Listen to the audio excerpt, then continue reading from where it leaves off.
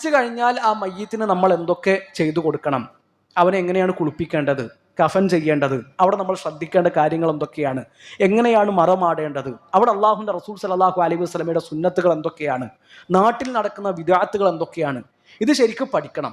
അത് അറിഞ്ഞിട്ടില്ല എങ്കിൽ സ്വാഭാവികമായിട്ടും വിദഅത്തുകൾ കയറി വരും. ഇപ്പോൾ നമ്മുടെ നാട്ടിൽ നിന്ന് മുമ്പ് കാണാത്തൊരു സംഗതിയാണ് ഈ മയ്യത്ത് മുമ്പിൽ കൊണ്ടുവന്ന് വെച്ചിട്ട് ബാക്കിയുള്ള ആൾക്കാരൊക്കെ വുളൂ ചെയ്ത് വരുന്നത് വരെ എന്ത് ചെയ്യും, സൂറത്തുൽ ഇഖ്ലാസ് ഓതിയിട്ട് ഹദിയ ചെയ്യും മയ്യത്തിന്. പള്ളിയിലുള്ള എല്ലാവരും എന്ത് ചെയ്യാണ്, സൂറത്തുൽ ഇഖ്ലാസ് ഓതാണ്, എന്നിട്ട് അതിൻ്റെ കൂലി മുഴുവൻ മയ്യത്തിന് ഹദിയ ചെയ്യാന്നുള്ളൊരു ഏർപ്പാട്. കുറച്ച് മുമ്പൊന്നുമില്ലായിരുന്നു, ഇപ്പം ഈ അടുത്ത് തുടങ്ങിയൊരു സംഗതിയാണ്. മയ്യത്ത് വീട്ടിൽ നിന്ന് ഇറക്കി കൊണ്ടുപോകുമ്പോൾ വീട്ടുമുറ്റത്ത് വെച്ചിട്ട് ഒരു യാസീൻ ഓതുക.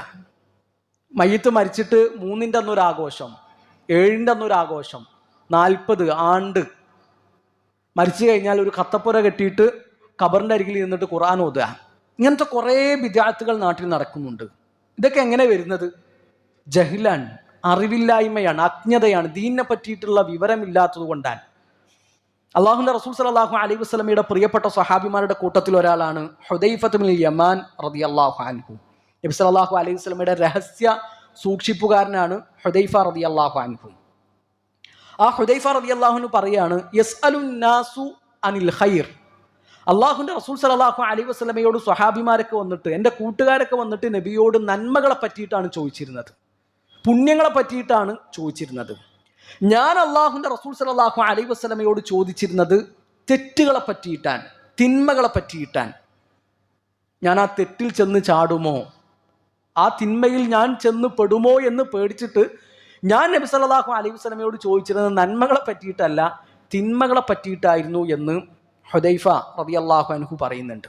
അപ്പോൾ നമ്മൾ നന്മയും അറിയണം, തിന്മയും അറിയണം. പ്രത്യേകിച്ച് നമ്മുടെ നാട്ടിൽ നടക്കുന്ന ബിദ്അത്തുകളെ പറ്റിയിട്ട് നമുക്കൊരു ധാരണയില്ല എങ്കിൽ നമ്മൾ ആ ബിദ്അത്തുകളിൽ അറിയാതെ ചെന്ന് ചാടും. അപ്പോൾ ദീന് പഠിക്കുക എന്നതാണ് അടിസ്ഥാനം, അതാണ് പ്രശ്നങ്ങൾക്കുള്ള പരിഹാരം. സുന്നത്തുകൾ മുറുകെ പിടിക്കാനും ബിദ്അത്തുകളിൽ നിന്ന് അകന്നു നിൽക്കാനുമുള്ള മാർഗം അതാണ് എന്ന തിരിച്ചറിവ് നമുക്കുണ്ടാകണം. അള്ളാഹു സുന്നത്തുകൾ മുറുകെ പിടിച്ചുകൊണ്ട് ബിദ്അത്തുകളിൽ നിന്ന് പാടെ മാറി നിൽക്കുന്നവരുടെ കൂട്ടത്തിൽ നമ്മളെല്ലാവരെയും ഉൾപ്പെടുത്തട്ടെ.